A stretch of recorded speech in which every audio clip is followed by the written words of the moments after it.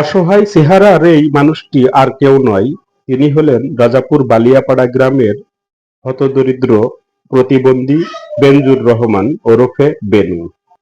কঠোর পরিশ্রম আর সংগ্রামী একজন মানুষ।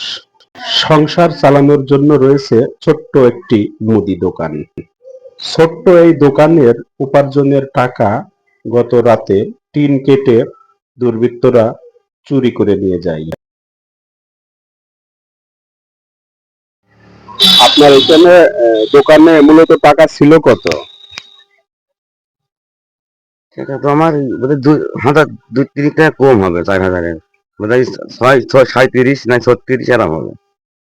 মানে 4,000-এর 200-300 টাকা কম কম কম হবে। হবে, হ্যাঁ। আচ্ছা আচ্ছা, এই টাকাগুলো কি সারাদিনের বেচা কেনার টাকা? না তো 2-3 দিনের বেচা কিনা। 3 দিনের বেচা কেনার টাকা। টাকাটা রাখছিলেন কোন জায়গায়?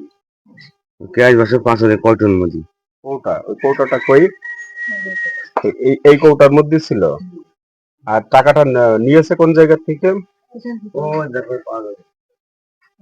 পিছনে এই ছিদ্র এখানে কেটে এখান থেকে বের করে নিয়েছে।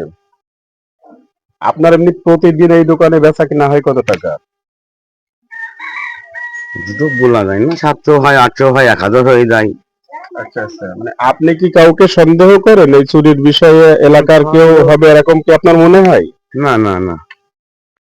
নুন আনতে যার পান্তা ফুরোয়, প্রতিদিন কৃষি কাজ করেন এবং সেই সাথে বাকি সময়টা এই ছোট্ট মুদিখানার দোকান চালান তিনি।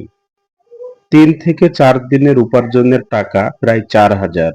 এভাবেই টিন কেটে চুরি করে নিয়ে যায় চোরেরা। সকালে এই দৃশ্য দেখার পর ভেঙে পড়েন বেনু। অসহায় এই বেনুর জীবন সংগ্রামের কথা আসলে এই গ্রামের অনেকেই জানেন। চোর শোনে না ধর্মের কাহিনী, এই দৃশ্য দেখলেই বোঝা যায়। এখন যে টাকাটা চুরি হয়ে গেছে, এখন বাকি যে মালগুলো আছে এই মালগুলো কি এই দোকানে চালানো সম্ভব হবে? এখন যাহাই করতে হবে চালাতে হবে, এখন ওই মানে তো চলছে না, যাই ধার মান ম্যানেজ করতে হবে, টাকা দোকান তো চালাতে হবে।